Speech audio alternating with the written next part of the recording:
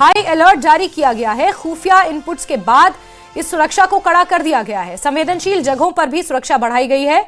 Bus stand पर अतिरिक्त सुरक्षा बल तैनात किए गए हैं। धार्मिक स्थलों की सुरक्षा को भी बढ़ाया गया है। शहर भर में चेकिंग और ज्यादा तेज की गई है। नए साल से पहले ये सुरक्षा व्यवस्था और ज्यादा चाक चौबंद कर दी गई है।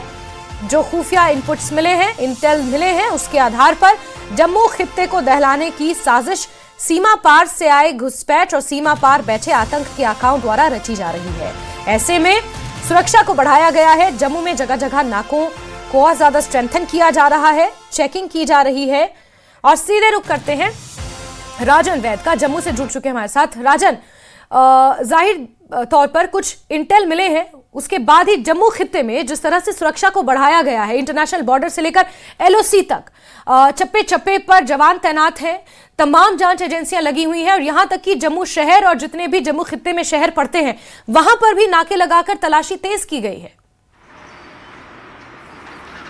बिल्कुल आपने सही कहा। देखिए, यदि सूत्रों की माने तो केवल जम्मू संभाग के जो 10 जिले हैं वहां पे 50 से ज्यादा जो इलाकों में इस वक्त तलाशी अभियान जो है वो सिक्योरिटी फोर्सेस की तरफ से चलाए गए हैं।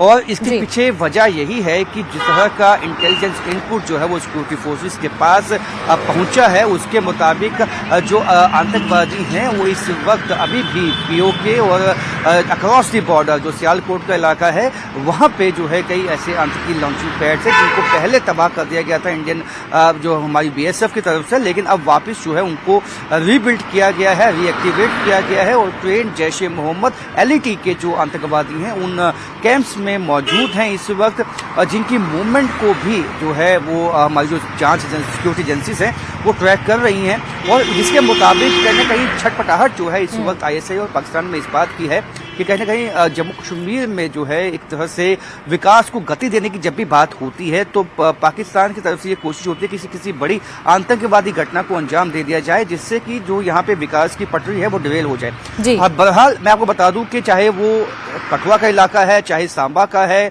चाहे वो पुंछ का है, रजौरी का है, किश्तवाड़ का इलाका है, डोडा का इलाका है, तमाम जगहों पे जो है वो इस वक्त जो है तलाशी अभियान चलाए गए हैं। क्योंकि उसके पीछे एक खास वजह ये है, जिस तरह से मेरे साथी देवी चरणजीत ने अभी बताया कि ये पहले भी जो है हमारे जो सीनियर पुलिस ऑफिशियल्स है या बीएसएफ के, उनका कहना है कि जो पहाड़ी इलाके हैं जब वहाँ पे हायर रीचेस पे जो ये बैठे होते हैं, जो वहाँ पे ढोके होती हैं, वो वहाँ जाके बैठ जाते हैं, तो वहां से जब हायर रीचेस पे काफी स्नोफॉल होता है वहां पे इनका जो है बच पाना मुमकिन इसलिए नहीं होता क्योंकि जो वहां पे इनको लोकल सपोर्ट जो है वो गन पॉइंट पे लेते हैं वो नहीं मिल पाती है। क्योंकि नोमैडिक कम्युनिटी जो है, गुजर बकरवाल कम्युनिटी, वो सर्दियों में नीचे आ जाती है पहाड़ों से और खाने पीने की भी इनको वहां दिक्कत हो जाती है, सर्वाइव करना काफी मुश्किल होता है, जिसके चलते ये नीचे आते हैं। और फिर इनकी कोशिश होती है या तो अक्रॉस दी बॉर्डर चले जाए या फिर घात लगा के हमला किया जाए, और चाहे सेना के काफिले हों, सेना के कैंप हों।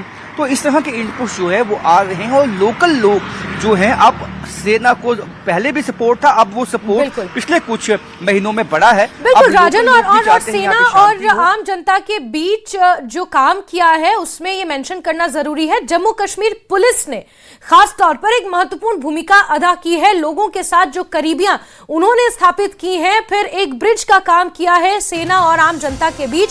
ये भी अपने आप में एक बड़ी सफलता है कि आम जनता अब सीधे हर संदिग्ध की जानकारी पुलिस तक देती है, सेना तक देती है। और यही कारण है कि कोशिशें जरूर होती हैं लेकिन उन कोशिशों को कामयाब नहीं होने दिया जाता। राजन, नजर आप बना के रखें। बहुत शुक्रिया जुड़ने के लिए।